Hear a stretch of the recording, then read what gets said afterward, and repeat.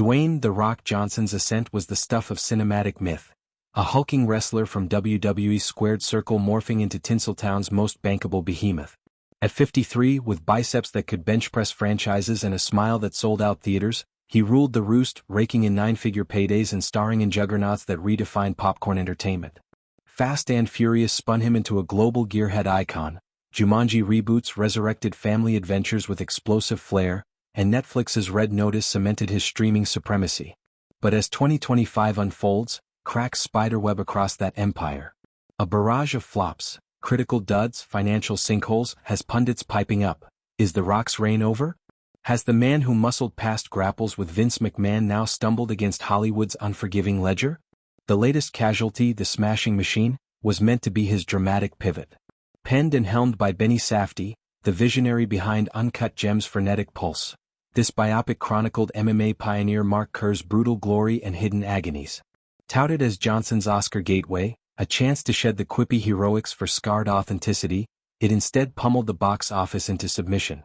A $50 million gamble yielded a measly $10 million domestically, a bloodbath that left theaters echoing. Reviews split the room. Detractors decried the film's uneven sprawl, but Johnson's portrayal? A knockout. He vanished into Kerr's haunted frame, tattoos bulging, eyes hollow with addiction's ghost, delivering a tour de force of physical poetry. Christopher Nolan, architect of Oppenheimer's atomic triumph, hailed it as incredible, predicting it tops most other years. Praise poured from peers, yet dollars didn't follow. Johnson's response? A raw Instagram dispatch. In our storytelling world, you can't control box office results. But what I realized you can control is your performance, and your commitment to completely disappear and go elsewhere. I will always run to that opportunity.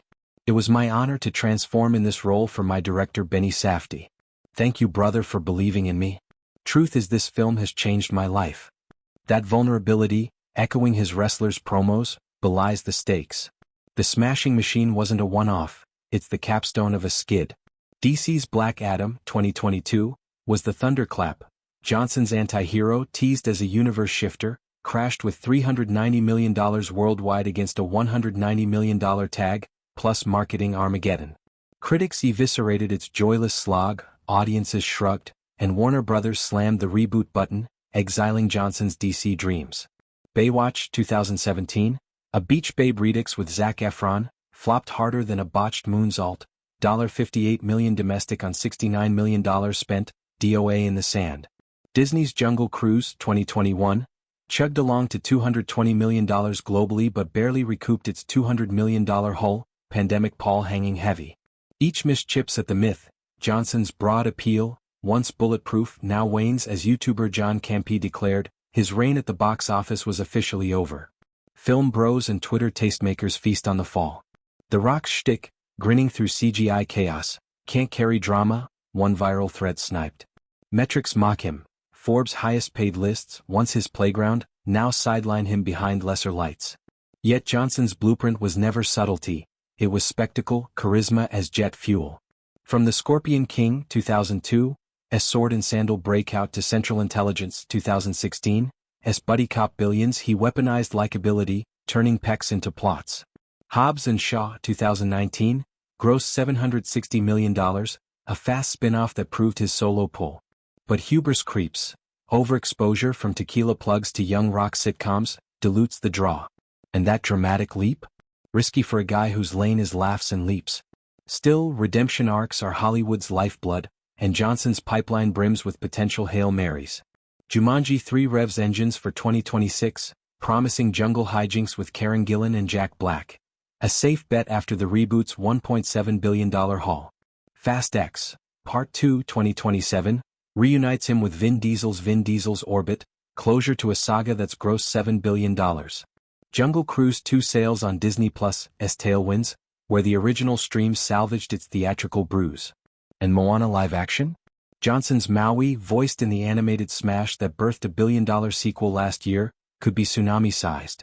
Plus, Safdie's lizard music for Amazon MGM beckons, a whimsical oddity that reunites the duo. We are so thrilled to partner once again with extraordinarily talented Dwayne Johnson, the studio gushed, as well as work for the first time with the amazing creator, writer and director Benny Safdie. Everyone at Amazon MGM and UA is deeply inspired by their previous collaboration. Johnson's journey mirrors wrestling's grind, falls precede finishes. Raised in Honolulu's gray markets, son of wrestler Rocky Johnson and grandson of High Chief Peter Maivia, he learned resilience early, bounce checks, bar fights, a Canadian Football League fizzle. WWE beckoned in 1996. By 2000 he was People's Champ, blurring kayfabe with charisma. Hollywood lured in 2001 with The Mummy Returns. By 2013's G.I. Joe, he was Alpha. But flops forged steel. Rampage 2018, roared to $99 million on $120 million, yet Skyscraper 2018, teetered at $304 million. Lessons. Diversify. $7 Productions pumps The Iron Claw 2023, a wrestling wee pie that punched above weight. Philanthropy polishes. His Maui Wildfire Aid Make-A-Wish marathons. Critics crow but data debates. Johnson's global pull endures in non-English markets where fast fervor flares. Smashing Machine's domestic dud ignores international whispers. Festivals buzz VOD looms. Nolan's nod isn't fluff, it's freighted, signaling awards chatter. As flops fade, Johnson's ethos endures. Success isn't always about the money, it's about the sweat. From ring to red carpet he's muscled through. B-list? Not yet. The Rock rolls on, boulder-sized bets banking on bounce back. Hollywood's a ring. He knows the pinfall comes after the comeback.